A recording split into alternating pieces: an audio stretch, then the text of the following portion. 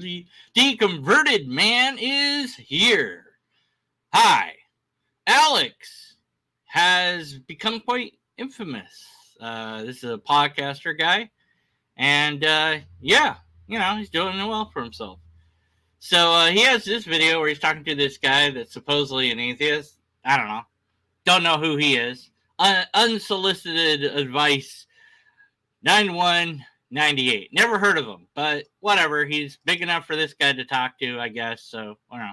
What about me, Alex? I'm a skeptic. Talk to me. Ah, well. Anyway, so Alex's audience came up with questions that atheists can't answer, or I don't know, something like that. And, anytime that sort of thing comes up, I like to dive into it. This video, actually, I came from a different video because somebody took a clip from this video and made it seem like it was pro the theist position, even though it's not, because, they cherry-picked it. So, once again, apologetics lying to get to the answers they want. No big surprise there. So, anyways, not responding to the video, I'm just answering the questions, or attempting to do so. In my version, because there is no atheist view, the only thing that is an atheist is we don't believe in God, or we say there is no God, or some combination thereof, and that's it. So, whatever. First question, why is there something rather than nothing? Well, it assumes that there is a something. Maybe it's all an illusion, right? I don't know. Yeah, well, nothing. I don't know. Maybe there is nothing. Maybe at the core, everything is made out of nothing, and so there always is a nothing, and whatever we would call nothing is always around, and we just can't recognize it because it's undetectable, because it's a non-detectable thing. It depends what nothing is, and that's kind of a problem of what is nothing. If you mean a true state of absence of everything, well, then perhaps that can't exist because it's illogical. So if you had no rules, then anything is permitted, and thus there's nothing preventing something from coming from nothing, because if you said, well, something, can't come from nothing, that's a rule, and therefore is not nothing. Because if you have a rule, then that's something, so then you don't have nothing. So maybe nothing is impossible. But if this is coming from a theist, I would say, great. I don't know the answer. I don't know. It doesn't seem like nothing is possible. And even if it is, maybe nothing is unstable. I don't know. But you could just ask, why is there something rather than God? Or why is there God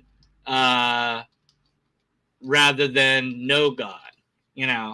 So, you could rephrase this, but I mean, the concept of nothing, the idea of nothing is, as far as I can tell, it's just a concept of the mind, just a philosophical idea. It's not one that's really in reality, because an absence of everything would perhaps lead to logical contradictions. There would be no logic. So if you have no logic, there are no rules, and without rules, then you can have whatever you want. So you always have to have at least one rule, and once you have a rule, then everything else flows from that rule. And so there's something because there can't be a nothing. But I don't know. And not having an answer doesn't really mean anything, by the way. It's just sometimes we don't have an answer. So this isn't a question more than it is a statement. Atheists can't answer why questions. Well, sure, I can. I can answer all the why questions. I might not find them interesting, though, and you might not like my answers, and my answers might be different than somebody else's answers. But this assumes a lot. It assumes that atheists can't do this. It doesn't say, even if you asked it why atheists, it's still a loaded question. So it's either a loaded question or it's a statement In either case, if it's a definitive statement, then you need to prove that atheists can't answer why questions. But what would me not believing in God or saying that there's no God, how does that equal that I can't answer why questions? And what why questions can I not answer? And why would that matter? And how would that prove that I'm right or wrong about anything at all? So what, even if it's true, so what? That would be my question. And if you believe in God, there's still questions you can't answer. How does God work? Where does God's power come from? Where is it located? What is it made out of? There's lots of questions you can't answer. So we can't answer all the questions. That doesn't mean anything. But we can answer a lot of questions. But it doesn't tell us if we're right or wrong about our ideas. So even if it's true that I can't answer a why question, that doesn't mean that I'm incorrect about there not being a God, if that's indeed my position. On some gods it is. Yahweh, there's no Yahweh. That's for sure. Other gods, I don't know. What do you got? Give me a god, I'll tell you whether or not it exists, logically speaking. Can't get an ought from an is. I disagree with that so much that I'm writing a book about it. And when that's out, or when it's done and all that, I'll let you know about it. But even if true, so what? Who cares? Why would that matter? Even if it's true. But, things are a certain way. X is true. And that's an is statement. And so how do you treat X being the person, and well, it depends on a lot of factors. And so you do get an ought from that. You do get a way that you should treat that depending on a number of factors. So I think that that's invalid as stated. And I think, yeah, you can derive an ought from an is, and but not always. Sometimes you can, sometimes you can't. But even if you can't, so what? But how does having a God help you with that? Because God told you what ought to be. Okay, but what makes God's ought any better than anybody else's? Because God is just a substitute for a human you can't question. So I don't see any difference. How to explain Sensus Divinitatus? So this is, however the hell you pronounce that. People are kind of born with God feeling like they want there to be a God. They can believe in a God. They're born with a predisposition to find a God, and that's easily explained through our pattern seeking. We're pattern seeking creatures, so we're built to seek patterns. So that those patterns mimic what we call God is no mistake. God has been selected by the pressures of the people that invented God to fit the things that best promote the idea of God, which is all the things that our pattern seeking brains are really good at finding. So you're not built to find God. God is built to be found by you, by other humans. And the only God that there is the God that was made up. It's not a real thing beyond that. So that's easy to explain. Why has atheism never worked on a civilizational scale? I don't know. And I guess for the same reason that when you try to enforce the times that atheism supposedly have been tried to be enforced, they weren't really atheism.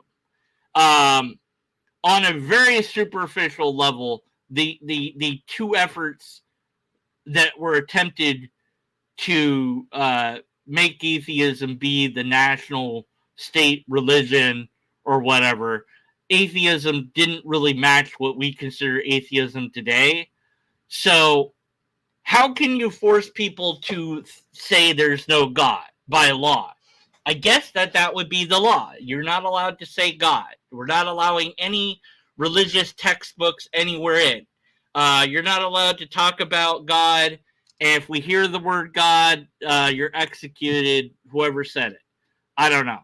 It'd be a weird system. And then you have a totalitarian state because you have to constantly monitor people to make sure they're not saying things that might create a God. And the totalitarian state is not going to work because of a number of factors, mostly that people don't like totalitarian states. So they're bound to rise up and rebel against it. Just give them enough time. So you can't, the same reasons you can't really enforce a religion on a nation for very long, or at least, it doesn't seem to turn out well for a civilization. It works sometimes. Like Muslims seem to have had some success with forcing their religion upon themselves, and as a religion and as a governmental institution. But how long that's going to last and how well that's working is questionable at best. So I guess it just means that it will survive as a system. The only way that I think that you could have anything like that work would be to have a voluntary country be established by a number of atheist people. And then there's problems with that. Where are you going to put it, first of all, because most of the land's taken, so you're going to have to rent it or buy it from somebody, so you're still going to be under somebody else's control. If you put the dirt out in the middle of the sea and declare it a nation, there's all sorts of problems with that. Even going to outer space and declaring yourselves a nation out there, there's problems there. Being under the sea, whatever you do to try to establish a nation or a micronation, there's going to be some sort of legal barriers. But how many atheists do you need to have a country? That's an open-ended question. Is one enough? Because if it is, then we do have a nation of atheism, a nation of one. That's me. If you mean that everybody in the nation is atheist, well, congratulations. Again, everyone in my nation is an atheist because I am the nation of me. So, what do you mean by nation? You mean a large body of land with a large amount of people. It's kind of a vague notion, right? So it just would depend on what you mean by that. But you could get it together, but you would have to have a system that it operates under. It'd have to be capitalism or socialism or Marxism or Taoism or Taoism or whatever isms are out there for political stuff. You'd have to have a way to run things. You'd have to have your police, your fire departments, your doctors, you'd have to have all those services, educational services, yada, yada, yada. And, with a few people, it's not that difficult. The more people you have, the more complex it gets. And, if everyone comes into that and everyone coming in as an atheist and you don't allow non-atheists in, look, you have to say that you're an atheist on videotape. Declared this is going to be uploaded immediately to YouTube and Facebook and X and TikTok and whatever else. It's going to be broadcast far and wide that you're saying that you're an atheist. And if we ever catch you not being an atheist, you're out of here.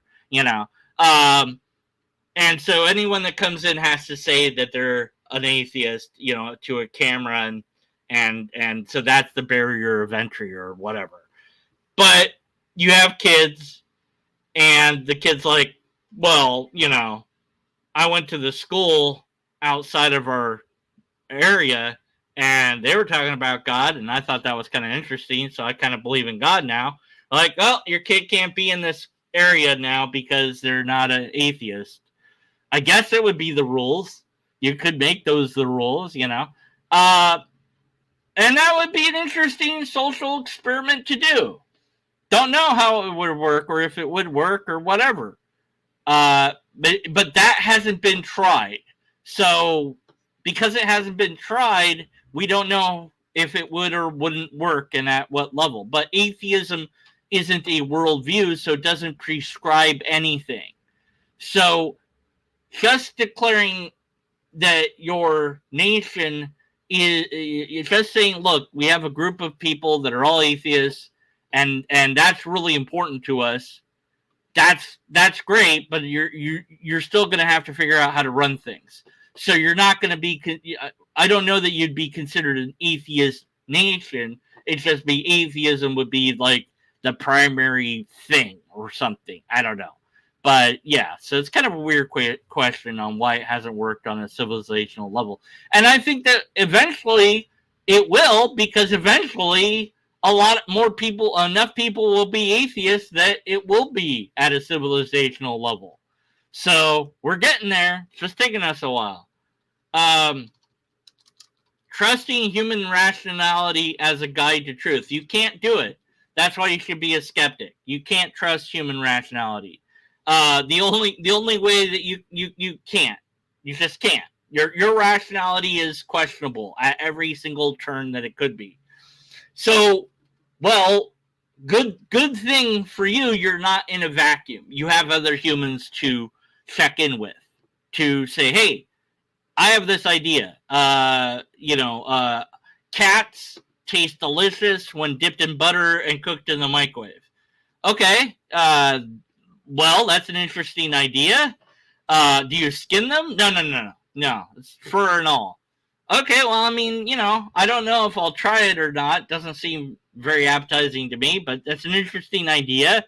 As long as you're being ethical about it, all right, fine. I go to the adoption center, I adopt a cat, and I put them in, I dip them in butter and put them in the microwave. You don't kill them? No, I don't kill them. They die in the microwave. So, well, it makes them taste really good. I mean, it's a weird idea, but okay. I mean, I don't know. I don't want to do it. I think you're probably breaking some laws by doing that. But you're not like torturing the cat. I think you should kill the cat before you kill it in the microwave, because I can't imagine that it's, not leaving a mess. But so you have other people to check in with of your crazy idea to see whether or not it's a good idea, a weird idea, or something else. And so then you also have the scientific endeavor, which gets rid of even more problems that we have with reasoning of humans, because we test and retest the idea and we try to refute it. And that process is very important. And of course, you have the logical process that also can mirror that to some extent. So you don't just trust your rationality on its own. You check in with logic, you check in with science, and you check with other people to see that you've done your logic and science correctly. And it's still not a perfect system. So who knows how close you're going to get to the truth, but you're going to be closer than you would otherwise. And as you refine that system and make it better, you're going to ideally get closer to the truth. But science doesn't get to a definitive, this is the answer in concrete, because we know that we can always find out something new. And so this idea of the truth with a capital T is somewhat illusionary. There's reality, but whether or not we truly understand reality is something that, as long as we have the trappings of humanity that we do, we're going to have to question. Now, you could make it that you could do with genetics. You could make a human that remembers everything, has perfect sight and hearing, and can see various spectrum that normal other humans can't see, and whatever you want to do. And then you have this thing that's not even human hardly anymore, and is a new type of human, proto-human, and but then you're not answering the question anymore. So yeah. So, so trusting human rationality as a guide to the truth, I say you can't do this, and that's why you should be a skeptic. So you should, and being a skeptic, of course, is going to make you an atheist as well. So, I've heard this one before, and I've done videos on it. Where did the laws? Blah, blah, blah, blah, blah. Well, let me see if I can talk for a moment here. Meow, meow, meow, meow. Okay, there we go. Where do the laws of logic come from? Well, this is malformed because it assumes that they come from anywhere. They don't. So laws of logic, they're invented by Aristotle. That's an easy answer. That's where they came from. But what are they? Well, they're descriptions of reality. That's the best that I can do for that.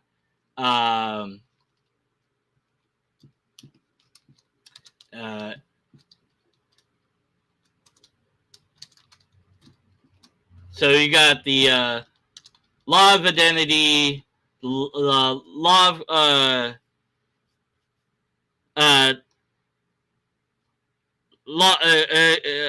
law of contradiction and law of excluded middle. So A equals A. So the thing is the thing.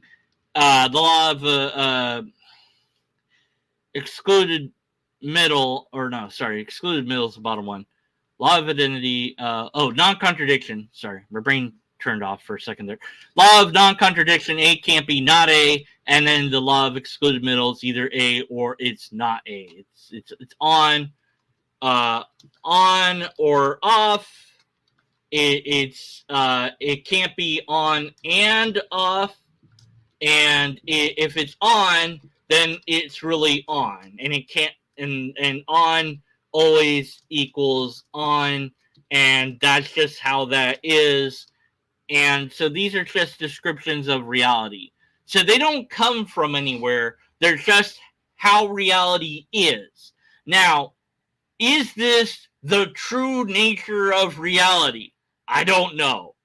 But based on our observations, these things appear to be true every time. Now, in non-classical logic, you toss this out the window and say, nope, I'm not doing any of that anymore. And I had a video a long time ago talking about how A equals A could be potentially false, and people thought that I was defending that idea rather than just talking about the idea. But regardless, technically, A doesn't equal A, because this A that's there is not the same as this A that's there, because they're in different spaces and in different, so this A is here and this A is way over here, and so they're not really the same A because they're in different places. And I wrote this A before I wrote the other A, so technically one is in different time period, and but that's not what it means. But you could do that and have all sorts of fun with that notion, and non-classical logic does that. It also messes with the other laws. So there are logics that don't have the laws of logic at all, or have different laws of logic. And I don't like those logics necessarily, but they sometimes have something to offer, and sometimes they don't. And so if you want to go down that route, you can say, yeah, well, the laws of logic need not apply, depending on which system of logic you're using. But where they come from, they don't come from anywhere. They're just descriptions of reality. They've always been and always will be, but they're not a thing. They're just how things are. So that's kind of weird. So even if there's a God, it's under the law of logic, because God is God. So it's under the law of identity. So basically what I'm saying is logic is the real God. What is consciousness? It's an emergent property of our brain. There you go. Easy answer. Next. How atheists respond to fine-tuning. I think fine-tuning is a joke. I don't see it as anything other than messing with numbers, and I'm not convinced that it is even a thing. At least not the sort of thing that theists need it to be or want it to be. The so-called fine-tuning needs a lot of quotes around it, in my view. Because what it is there's a parameter, let's just say 2, 3, or 4 that, gravity can only be these things. And if you had it be 1 or 5, then life as we know it is impossible, but life could still be possible. But then if it's 6 or 7, then life we think is impossible for sure. But because that hasn't ever been demonstrated under, computer simulation, as far as I know, then how do we know that life is impossible? We're just saying it is. But it's super heavy gravity, so everything would be squished together, so you can't have life. How do you know that? How do you know that? You're saying that, but how do you know that? So I don't think, and then there's still leeway. It's not like there is no leeway, but it just begs the questions look, why is it so fine-tuned for life? Well, it's not, because there's space. There's space everywhere. And we can't live there. No life in space. So that's not fine-tuned for life, because otherwise it'd be everywhere. So life only occurs on a very small portion in this universe that we know about. And hopefully one day we'll find other life, other places, and that will be really interesting, and do stuff and, whatever. So there you go. I answered all the questions that they couldn't answer, apparently. And I guess somebody might clip something I said and pretend that it's for theism somehow. Because that's what they did with the original video, and that's what led me to find the original video and do this thing that I did where I answer all the questions. Now, your answers to these questions are going to be different than mine, more than likely. And because atheism isn't a worldview. So, what do you do? Well, I'll tell you what you do. You put your answers to these questions that I've provided the questions of in the description in of the comments below. So answer the questions however you want to answer them. And whichever one I like best, I'll give it a heart. And I'll respond to all of them, even if I don't like them or whatever. So if you don't do that, then you're a cheesecake. And if you do it, then you're a pineapple. But you're neither of those things, because that wouldn't make sense. That's all I've got, I guess, for now. And so until next time, be skeptical. And after that, stay skeptical. And I really need to work on an edited video, which I said I was going to do, but I haven't done it. So I don't know if I'm going to do it or not anymore, because I kind of want to be lazy about it. So, that's all. All right. I'll see you next time. Whatever. I don't know what I'm doing. Whee! Yeah, if you find a video you want me to analyze, email it to me, deconvertedman1@gmail.com. And if you want to throw money at me, email me and I'll tell you how to do that. Or you can buy my books. I get a little bit of money when you buy my books. I'm working on a 3rd book. So that will be a thing when it's a thing. And it's going to have a long title. Yeah. All right. Now I'm done. Goodbye. Later.